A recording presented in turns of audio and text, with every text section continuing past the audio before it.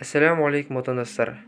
Сіздердің назарларыңызға алғаш рет ораза ұстайтын кісілерге қажетті мәліметтерді ұсынамыз. Жалпы Рамазан оразасы исламдағы 5 парыздың біреуі. Оған Құран мен сүннет дәлел. Құранда Алла тағала былай дейді: Ей иман еткендер, сендерге бұрынғыларға парыз етілгендей ораза парыз етілді. Ал пайғамбарымыз саллаллаху алейхи вассалам былай дейді: Ислам 5 нәрседен тұрады. Алладан басқа құдай жоқ екеніне, Мұхаммадтың Алланың құлы және елшісі екеніне куәлік ету, намаз оқу, зекет беру, Рамазан оразасын ұстау, шамасы келгендерге қажылыққа бару. Оразаның уақыты. Жалпы ораза уақыты таң намазын кірумен басталып, күннің батуына дейінгі уақыт. Кейбір ғалымдардың айтуынша сақтық үшін таң намазы кірмей тұрып ішіп-жеуді тоқтатқан жақсы.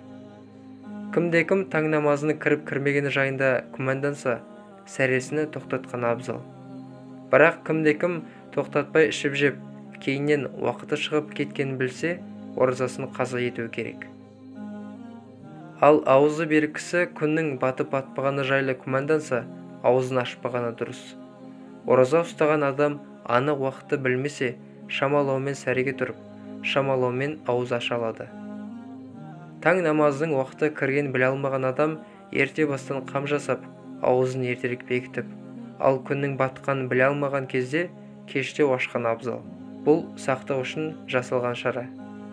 Бірақ қазіргі таңда арнайы жасалған күнтізбелер бар.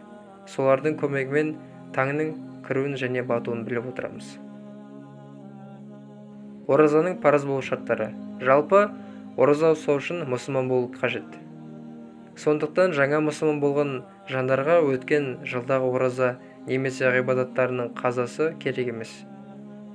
Дінге жаңа кіргендердің бейне бір жаңа туған сәбидей барлық күнәсі кешіріледі. Құранда Алла тағала ол жайында: көпірлік еткендерге егер олар жамандықтан тыйылса, өткен күнәлар кешіріледі. Ал егер олар қайталаса, сонда өткендегілердің де үкімі орындалады деген.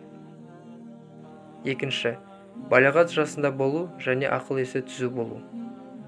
Бала мен ақыл-есі ауысқан, талып қалған адам ораза ұстау парыз емес. Бұлардың санасы толық болмағандықтан мұндай әмір оларға жүктелмейді. Пайғамбарымыз Алланың оған игілігі мен сәлем болсын былай дейді: 3 адамға қалам жазылмайды. Балағат жасына жетпейінше балаға, ақыл-есі түзу болғанға дейін ақылы кеміске, оянғанға дейін ұйқыда жатқан адамға. Үшінші, ораза ұстауға күші жету және жолаушы болмау. Науқас немесе жолаушыларға ораза парыз емес. Бірақ ораза ұстаса, оразасы дұрыс. Ал ораза ұстамаса, басқа күндері қазасын өтейді. Құранда ол жайлы былай делінген: ораза санаулы күндерде. Кімде-кім науқастанса, яки жолаушы болса, басқа күндері өтесін деген.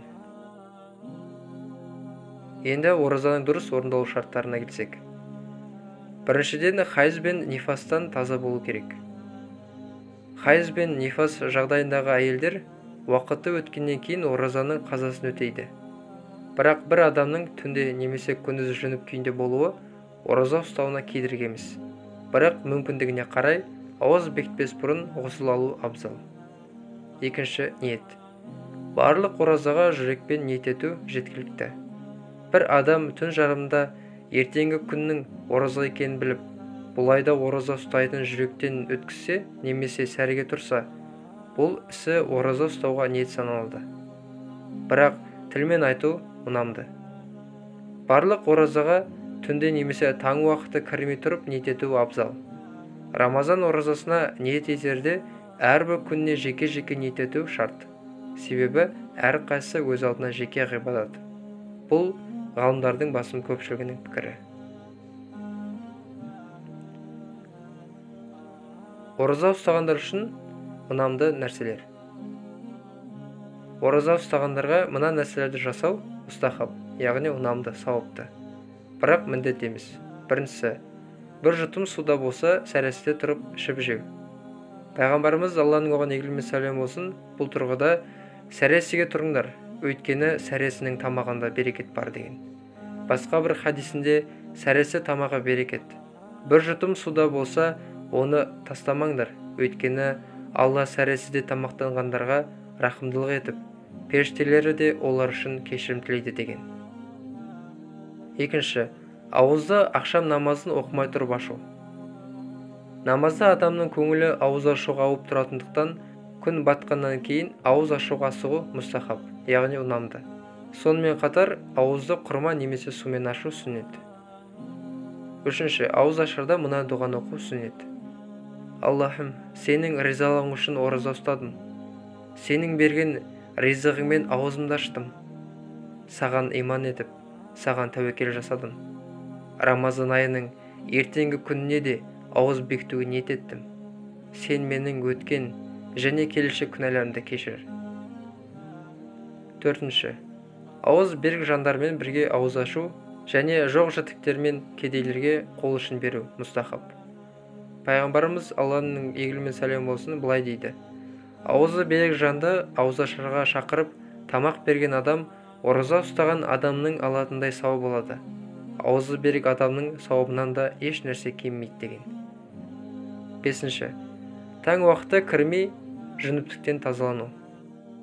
Хайза немесе нифасы тоқтаған әйел де сәресінің алдында жуынып тазаланғаны жақсы.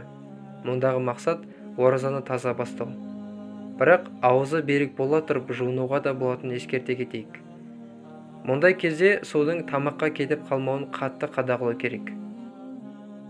Алтыншы, ауызы берік адамның жақсы сөздер сөйлеуі, бос сөз бен орынсыз іс-қимылдардан бойын аулақ ұстап, байсыздылық таныту мұстахаб.